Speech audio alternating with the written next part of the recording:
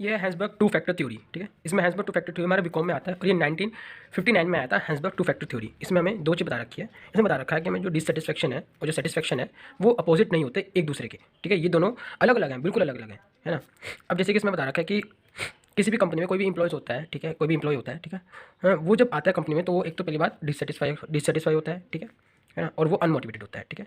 तो उसको हम उसकी जो डिससेटिस्फैक्शन और अनमोटिवेशन को हटा हटा कैसे सकते हैं वो इसमें बताया गया है हैंसबर्ग टू फैक्टर थ्योरी में, ठीक।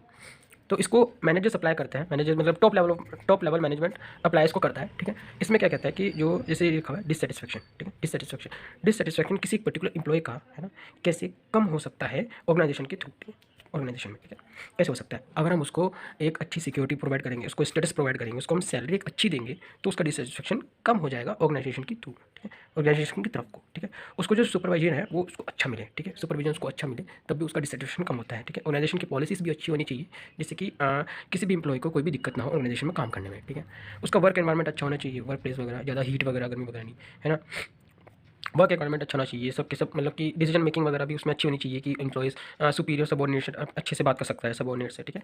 जितने भी मैनेजमेंट ऑफ लेवल है, जैसे कि टॉप लेवल है, ठीक है, मिडल है, ठीक है, और लोअर है, वो सबको कोऑर्डिनेशन में काम करना चाहिए, ठीक है। एक तरीके से वर्क एनवायरनमेंट में आ जाता है। अगर ये सब चीज़ें फुलफिल हो जाती हैं तो हमारा जो डिससेटिस्फैक्शन है एक पर्टिकुलर एम्प्लॉय का वो कम हो जाता है, ठीक है, डिससेटिस्फैक्शन नहीं रहता, ठीक है। ये हमारे कहलाते हैं हाइजीन फैक्टर, ये क्या रहता है हमारे हाइजीन फैक्टर, ठीक है।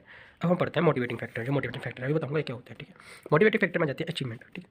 अगर हम इसको अचीवमेंट वगैरह देंगे तो वो हमारा मोटिवेट होगा, वो हमारा एम्प्लॉय मोटिवेट होगा, मोटिवेट हो जाएगा, ठीक है, जिससे कि वो अपना काम बहुत अच्छे से करेगा, ठीक है।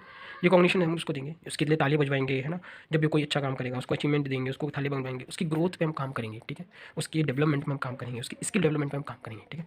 उसको रिस्पॉन्सिबिलिटी देंगे। अगर हम उसको रिस्पॉन्सिबिलिटी देंगे तो वही सोचेगा कि हमारा कि मेरी एक रिस्पॉन्सिबिलिटी है इस ऑर्गेनाइजेशन की तरफ, ठीक है। तो वो मोटिवेट होगा, और भी ज़्यादा मोटिवेट होगा, ठीक है। उसके बाद हम उसको एडवांसमेंट देंगे, ठीक है, प्रमोशन उसको हम करेंगे, उसका प्रमोशन टाइम टू टाइम उसका प्रमोशन करें, तब भी वो और ज़्यादा मोटिवेट होगा, इस अब और अच्छे से काम करेगा, ठीक है। अब मैं बताता हूँ, पहले तो एम्प्लॉय होता है डिससेटिस्फाई, ठीक है, और अनमोटिवेटेड, ठीक है। अब हम उसको खत्म करने के लिए हम उसको पहले तो दे देंगे हाइजीन फैक्टर। हाइजीन फैक्टर मैंने बता दी ये सब, ठीक है। हाइजीन फैक्टर हम दे देंगे, उसके बाद वो हमारा हो जाता है डिससेटिस्फाई नहीं रहता, वो डिससेटिस्फैक्शन नहीं रहता, सेटिस्फाई नहीं कर सकते, डिससेटिस्फाई वो नहीं रहता, ठीक है। बट स्टिल वो अनमोटिवेटेड है, डिमोटिवेटेड है, ठीक है। अभी वो मोटिवेट नहीं है ऑर्गेनाइजेशन की तरफ, मोटिवेट नहीं, अभी भी वो अच्छे से काम नहीं करेगा क्योंकि मैं उसके हाइजीन फैक्टर ही पूरे करे हैं, ठीक है। अभी मोटिवेटिंग फैक्टर आ जाते हैं। अब हमने मोटिवेटिंग फैक्टर भी उसको दे दिए, लिखा है हमने मोटिवेटिंग फैक्टर भी उसको दे दिए।